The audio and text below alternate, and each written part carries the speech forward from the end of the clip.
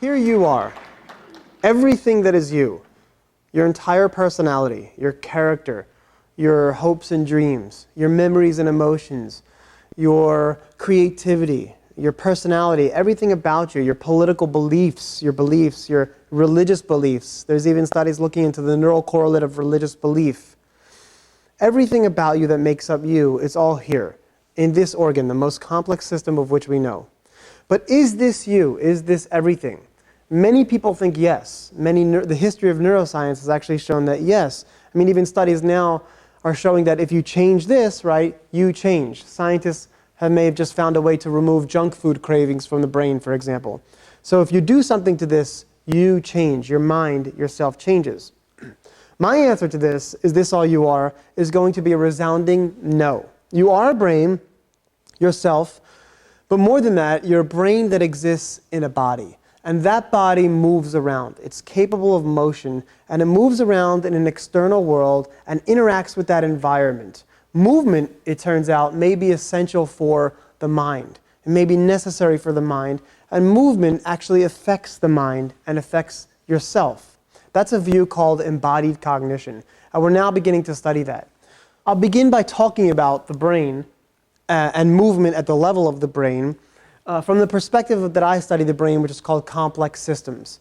Next, I'll talk about the human mind. And notice here I just typed in Google the human mind, and I typed in images, and what came up? Pictures of the head or the brain. Not pictures of the foot or the hand or the elbow or a fingernail. Pictures of the head or the brain, because normally we think that's where the mind, that's where you are, that's where you exist. The mind's here, if it exists anywhere at all. And finally, at the end, I'll tie all this together with functional movement, fitness, and exercise. Now, let me give you one of the punchlines of this talk right up front. The brain is a dynamical system, and the mind is an emergent, self-organizing, embodied process that happens because of movement. That's what the mind is. Now, perhaps one of the most striking examples that brains may have evolved for movement in the first place for the organism is something called the sea squirt. This is a baby sea squirt, is a tadpole, and it swims around. It has a brain of 300 neurons. Some of these neurons take in sensory information, and some neurons produce motor outputs. And it swims around until the sea squirt looks like this, and it attaches itself to a coral reef. And what's the first thing that it does after it attaches itself is it digests and eats its own central nervous system. It eats its own brain because it never needs to move again. Now, our brains are much more complex. Our brains are called a complex system. And we study the brain through these properties called self-organization, emergence, pattern formation, and coordination dynamics. This is the glass brain from Adam Gazzaley's lab. And this is a person playing a video game in real time. And you can see the brain functions by sending electrochemical signals across these axonal pathways in what are called large-scale brain networks. See, we used to think this part of the brain does this, and this part of the brain does that. But now we know that cognitive processes like attention and language and creativity and perception actually happen through large-scale brain networks. And you could see these red parts of the brain lighting up for fractions of a second. They're coordinating in very dynamic ways. These are local nodes producing global properties. Scott Kelso, the founder of the Center for Complex Systems and Brain Sciences, where I study, actually metaphorically likens this to a good old-fashioned square dance. These red parts are dancing with each other for a second, and then one part dances with another part, then it lets that go, and then dances with another part and lets that go. And they synchronize and they desynchronize, and it's this ability to synchronize and desynchronize, like a jazz quartet, for example, that cognition happens, that your mind happens. So what does it mean to be a complex system? A complex system is a system composed of many, many, many different parts, all interacting, and they're highly coupled. So our brains are actually 80 billion neurons, and each one of those neurons is connected to thousands of other neurons, totaling 100 trillion about connections. And each one of those neurons is following local rules. And they're all following local rules, and they produce global properties. This is what it means to be the whole is greater than the sum of the parts. That's what that phrase really means. These neurons are following local rules. For example, do I fire or excite the next neuron, or do I and not fire or inhibit the next neuron, and each one of them following local rules produces these self-organized properties. So ants are a great example. These ants are all following local rules, and they can self-organize to produce global things like a bridge across a gap. There's no one ant that's a civil engineer or has a concept of a bridge and okay guys, time to build a bridge. The bridge is a spatial pattern that just happens, that emerges. Another example of these is this starlings. These starlings are producing this phenomena called murmuration. Each starling is following local rules. Don't fly so close to me, I won't fly so close to you. You flap your wings this way and I'll flap mine this way, for example. And they can produce these beautiful, you see a wave here going from one side to the other. Life is movement, these beautiful patterns that can actually send a signal of danger from one side to the other. And just like these starlings, this swarm, if you will, is constantly changing shape, your brain is also constantly changing shape because of the movements of neurons in a phenomena called neuroplasticity. Another great example that we've all actually been part of in a sports arena is the wave. This is a well-studied, fascinating phenomena. The wave doesn't exist in any one person. It's a pattern when the mood and the timing is right that spontaneously self-organizes. There's no one person organizing the wave. It just happens. And notice that when it comes around, it sort of enslaves you and makes you a part of it. So we study these patterns of movement in something called coordination dynamics, which looks at the coordinated movements in between living things. This is a scientific field of study, and one of the central models here is called the Hagen-Kelso-Bunce model. This is a mathematical model it's a simple model, but it describes and explains very well and makes predictions about the real world and the movement between things. One example is the finger-wagging experiment, where you can do this for yourself. If you go like this, and then you increase the speed, you'll see that they switch from anti-phase to in-phase, and there's nothing you could do about it. It's involuntary. And there's a phase transition that happens. This model explains the movement between your fingers, but also between movements of the more complicated movements between limbs of a ballet dancer, where they put sensors on the ballet dancer and studied the very impactful and emotional movements. Not only between fingers and between limbs, but also between people and between brains. The social coordination or the coordinated dynamics between people and economies, for example, has been studied. So I want you to think about the mind as a pattern of movement, an embodied pattern of movement. Classically, historically, one view is called materialism. This is a view was championed by actually Francis Crick, one of the co-discoverers of DNA, who wrote a book called The Astonishing Hypothesis. And the astonishing hypothesis is simply this, that a person's mental activities are entirely due to the behavior of the nerve cells, glial cells, and the atoms and non-ions and the molecules that make them up. That's it. That's all you are. That's all your self really is. Now, I'm really not talking about, I'm going to leave aside the soul or the spirit for now, for two reasons mainly. One, because even within one traditional worldview, there's a lot of disagreement about what constitutes a soul or a spirit. And also, now, everything about you, your entire personality, is really being explained in terms of physics, chemistry, and biology. It's very reductionistic, and that's a little bit of a problem, as I'll explain now. I'm going to put a question mark on this because the jury's still out. One view of materialism is actually called cognitivism, or computationalism. And this is where the brain, maybe you've heard of this, has been likened to a computer. And the mind is a software program running on that computer. Marvin Minsky, one of the founders of artificial intelligence, actually said, minds are simply what brains do. Notice there's no mention of movement, and there's no mention of the body in there. It's missing. Maybe if this is true, actually, something like the Matrix will one day be possible, and we can download our consciousness from our brains and then upload them in something called mind uploading into a computer, achieving some sort of computational immortality. That would be really cool. The problem with this is the brain simply isn't digital. For many reasons. One reason is that from neuroplasticity, the brain can change itself and change its structure and function based on something called, as I mentioned before, neuroplasticity. So the latest, sexiest view in cognitive science and fields like neurophilosophy is something called embodied mind or embodied cognition. And I'm going to let Alvin Noah explain this here because he's a pioneer in the field. He explains it so eloquently. We've been looking for consciousness in the wrong place. We've been looking for it inside of us. For me, that's a sort of profound mistake. It's a little bit like trying to find the dancing in the musculature of the dancer, or trying to find the value of money in the chemical composition of the dollar bill. It's the wrong kind of place to look. The idea that I've had in my work is that instead of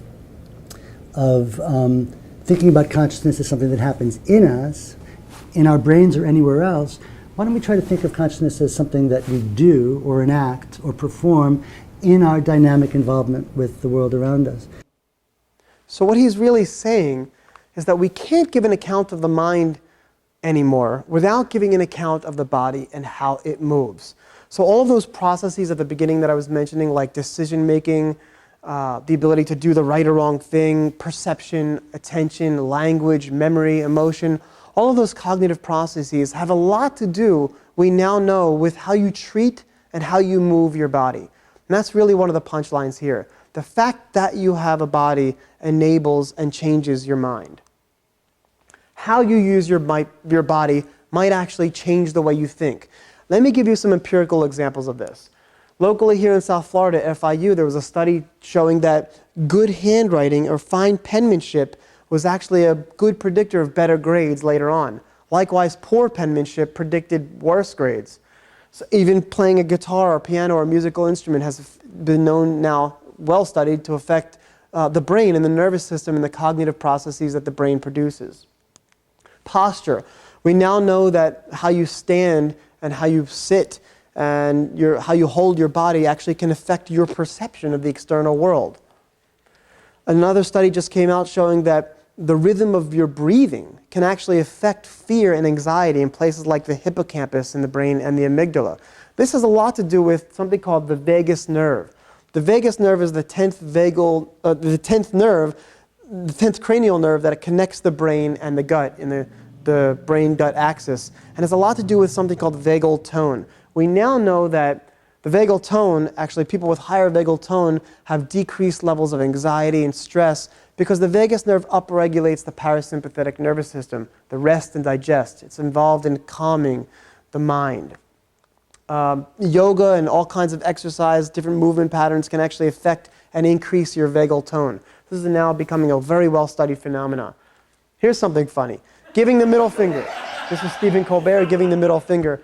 Just funny, this study actually came out showing how extending your middle finger affects your perception of other people. Not only how they perceive you, but how you perceive them.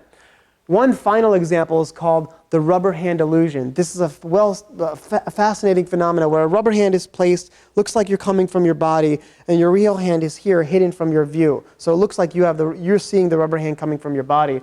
And the rubber hand and the real hand is stroked simultaneously. The brain starts to adopt the rubber hand as its own. So much so that, as you can see here, the rubber hand gets struck by a hammer and the person actually feels pain.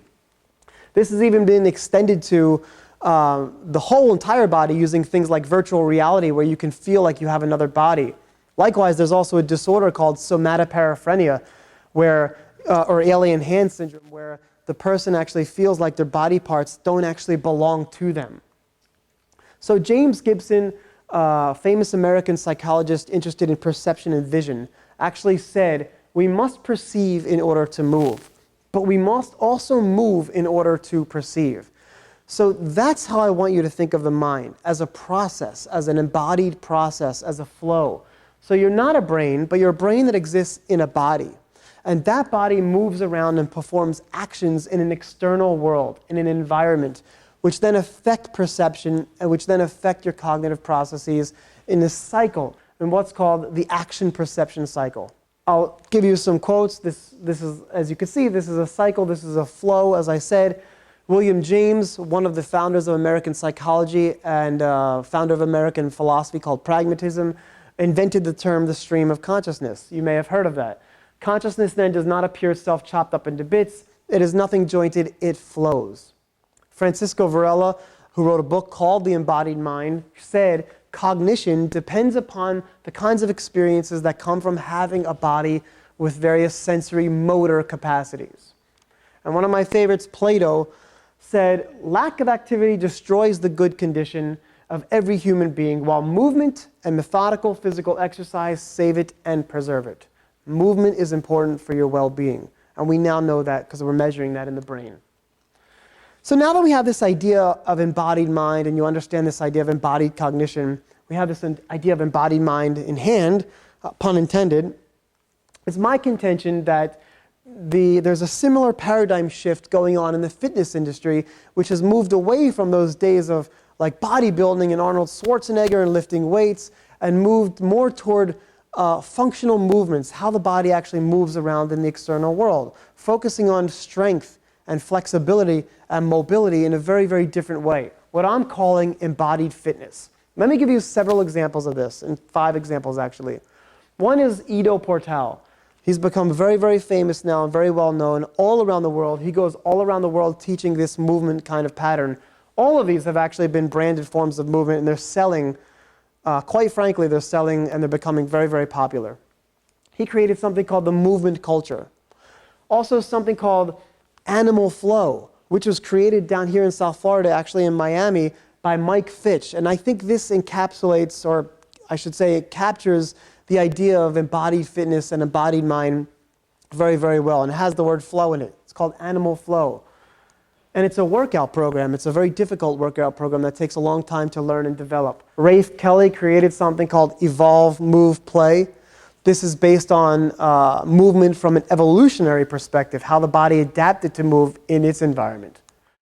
Body weight exercises have been pioneered by a gentleman named by Frank Medrano, who is an expert in using the body in different ways, much like gymnastics or something like that. So these all are different patterns of movement, which I'm calling embodied fitness. Now, we're measuring how these different movement patterns affect the brain. And let me just give you 6 examples.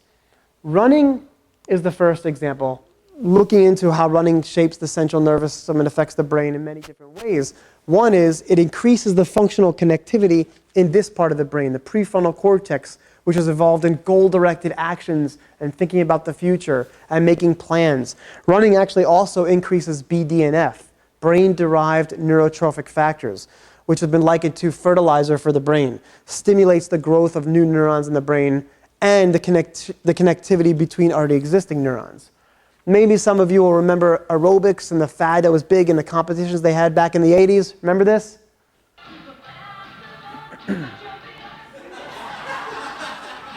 It's hilarious, these funny competitions that they had. Right, but seriously, actually a study, this is funny, but a study just showed, many studies have come out, but in 2015, I think a study showed in Frontiers of Human Neuroscience that an intervention of aerobic activity, I think it was spinning precisely, actually affected and improved creativity. It improved the divergent and convergent pathways in the brain that are highly involved in creativity. Strength training, we do know that strength training has an improved effect on brain function and cognition in people over 55, and has also decreased lesions in the white matter tracts in elderly women. Yoga is another example. We now know that yoga does many, many things for the brain, including increase the amount of gray matter in areas of the brain involved in learning and memory and compassion, and decreases the amount of gray matter neurons in the areas of the brain involved with fear and anxiety, like the amygdala. Yoga, as I said, has also been shown to increase your vagal tone. Tai Chi. This is an interoceptive, contemplative pattern of movement. This is fascinating. A study just came out showing that advanced practitioners of Tai Chi were less susceptible to the rubber hand illusion that I showed you a few slides ago. Fascinating. And also, high-intensity interval training, or HIIT, or the Tabata method, or something like that. These have been shown to actually increase cerebrovascular function, or blood flow, in very specific areas of the brain. So, I'll end the talk with showing you this, which you've seen before. This is Rodin's The Thinker, the symbol of philosophy, the symbol of man's ability to figure out the external world around him, the thinker, the familiar phrase Homo sapiens, which means the knowing man or the wise man. But I think it's interesting if you look closely that Rodin sculpted the thinker to be fit.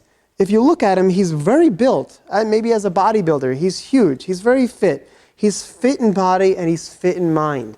And I think that sends a very, very powerful message. Perhaps we shouldn't be called Homo sapiens, but Homo movens, the moving man, something more fundamental. So my take-home message is clear, and that is who you are has a lot to do with the fact that you have a body and how you move that body. Healthy bodies make for healthy minds, and I'll end, at TED they like to end with a call to action, so I'll end with a literal call to action. Move.